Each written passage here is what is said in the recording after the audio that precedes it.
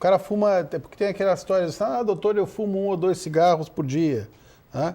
E a gente sabe que na área cirúrgica, tá, na área do Oscar, que a avaliação sobre artérias e funcionamento cardiovascular, a gente sabe que um cigarro altera durante 24 horas a circulação, né?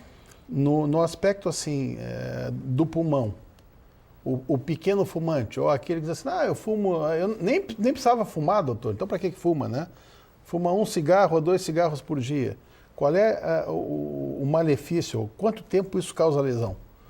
Está comprovado que o número de cigarros está diretamente ligado a doenças de qualquer etiologia, né? De qualquer órgão pode ser atingido. Quanto mais se fuma, mais doença se tem, maior probabilidade de ter doenças mais graves. Quanto menos se fuma, menos chance de ter coisas graves, né? Mas mesmo pequenas quantidades de fumo têm alterações agudas, né? Principalmente no aparelho circulatório, cardiovascular. Quer dizer, pressão modifica, a frequência cardíaca, acho que o Oscar pode comentar isso. Mas, então não tem fumo isento. Fumei 3, 4. Tem alteração. Tem trabalhos mostrando que de 1 a 4 cigarros já começa a ser danoso. Então esse negócio, eu fumo bem pouquinho. Claro que é pior fumar mais, né? É que nem quem toma 1 litro de veneno e vai passar a tomar uma xicrinha. É melhor, né? Mas não está livre de risco, né? Mas tem o mais suscetível, né, Oscar? Aquela história, como é que eu vou saber que eu sou mais suscetível, né? Tem o cara que de repente fuma uma vez, exatamente, né? O azarado, né? É isso mesmo. Qual é a porcentagem do paciente com problema cardíaco que te chega causado especificamente? Tu pode dizer assim, olha, o teu maior problema é o cigarro. Olha, eu diria assim que é quase 90%, porque é difícil, por exemplo, mulher que não fume ter problema, né? Só depois da menopausa, às vezes dá um caso ou outro. Mas assim, mulher, por exemplo, que não fuma, é difícil ter doença cardiovascular. É um fator preponderante, né? O infarto em mulher, tu começou a ver quando é que começou a se ver infarto em mulher? A partir de quando? Como esse mundo industrializado de sedentarismo, de estresse, de comer muita gordura, muito glicídio, isso aí, o mundo industrializado é que causou o aparecimento dos infartos e dos derrames nas mulheres também, né? Que era era um privilégio dos homens. Principalmente nesses últimos 50 anos aí, a mulher, inclusive... Deve ter vindo junto com o cigarro também. Eu calculo que... E, inclusive, assim, esse negócio, uma das coisas piores para a mulher é pensar que o infarto não é coisa de mulher. Porque a mulher infarta tanto quanto o homem. Só que como o homem não tem a proteção dos estrógenos até a menopausa, o homem infarta já aos 40, 50, 60 anos. Então, tem uma incidência grande de homens infartados. E a mulher tem a proteção dos estrógenos, salvo se for um diabetes mal controlado, uma fumante pesada, tiver muitos fatores de risco. Ela, antes dos 50 anos, tem problema. Então, ela vai começar a ter problema aos 60, 70, 80 anos. Mas, mais tardiamente, elas emparelham em quantidade de pessoas que infartam, tanto homens como mulheres. Principalmente as que fumam. Principalmente as que fumam. Então, é um bom alerta, né? Passou de 60 anos e fuma, cuidar, porque infarta muito facilmente também. Tu estava falando, por exemplo, que tem mais gengivite quem fuma, né? A gengivite, que acelera a inflamação, aumenta a inflamação, acelera a ruptura das plaquinhas de gordura, né? Então, pode instabilizar mais umas placas de aterosclerose, aquelas plaquinhas de gordura, e provocar infartos, provocar derrames, né? Então, tudo é má saúde, né? Maus cuidados com a saúde. As pessoas têm que entender que o nosso corpo é uma maquininha só, né? Integrada, né? Se uma coisa não estiver bem, não adianta a gente achar, não, eu só estou com gengivite. Não, a gengivite vai acelerar. Não, eu só estou com probleminha cardíaco. Probleminha cardíaco vai gerar outro, né? Ana, gengivite, tu até podia explicar um pouquinho melhor, né? Porque não é só o cara que tem uma lesão na gengiva, né? É aquela gengiva avermelhada, crônica, que na verdade, esfrega, sangra. Não precisa estar perdendo na verdade, assim, todos os dias se forma placa bacteriana sobre os nossos dentes, né? Sobre os dentes de todas as pessoas. Aquela placa bacteriana que se acumulou por um pouquinho mais, 2 dias, começa a inflamar a gengiva. Essa inflamação, porque ali é bactéria, placa bacteriana. Essa placa bacteriana vai inflamar a gengiva. Já tem ali uma inflamação, que nem o Oscar falou, que já é uma inflamação que gera outros problemas.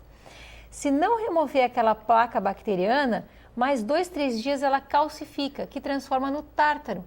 E aí só o seu dentista consegue tirar. Não deve tentar pegar alguma coisa de metal em casa e tentar tirar, porque o que pode fazer é machucar ainda mais essa gengiva que já está inflamada e criar uma lesão ainda maior com uma inflamação ainda maior. Mas isso é frequente? O pessoal tenta tirar em casa? Fazem coisas horríveis. Além de tentar tirar com um instrumento metálico tártaro, eles tentam clarear em casa usando ácido. Já chegou pessoas na clínica que vão na dentária comprar clareador e compram ácido. Então, assim, procure o seu dentista, né? É tão bom fazer uma prevenção, né? Procurar o seu cardiologista para fazer a prevenção. Começou a tossir, começou a espirrar. Até nós estávamos falando que agora é uma época que está todo mundo espirrando muito, né? Pô, não fica na dúvida.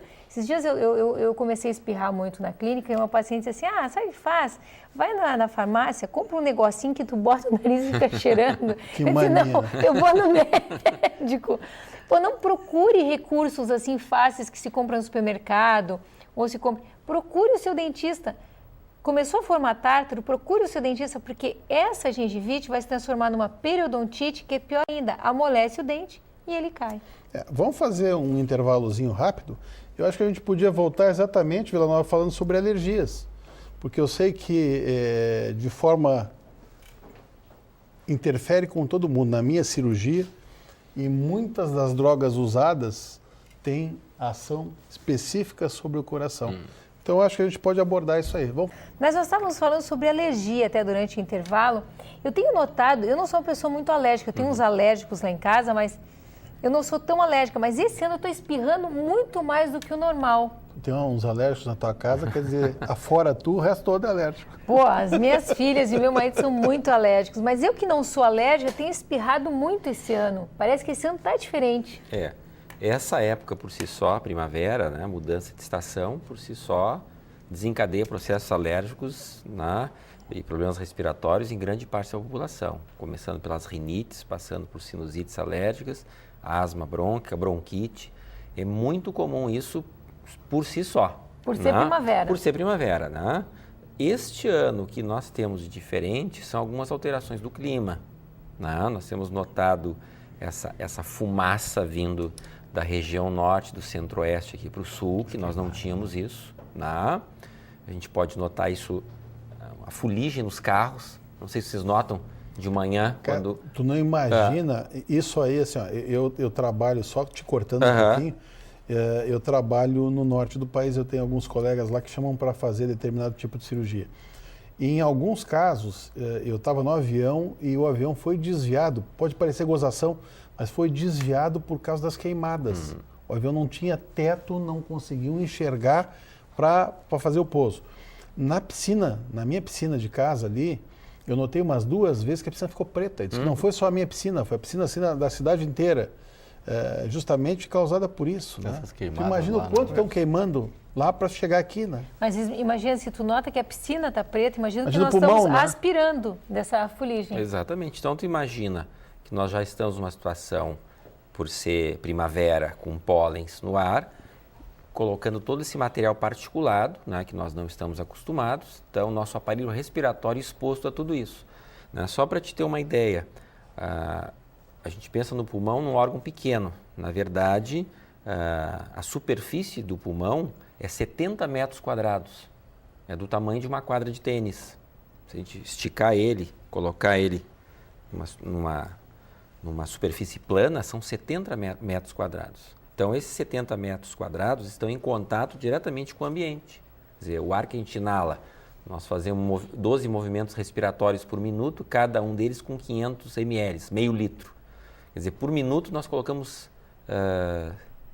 6 litros de ar a cada minuto.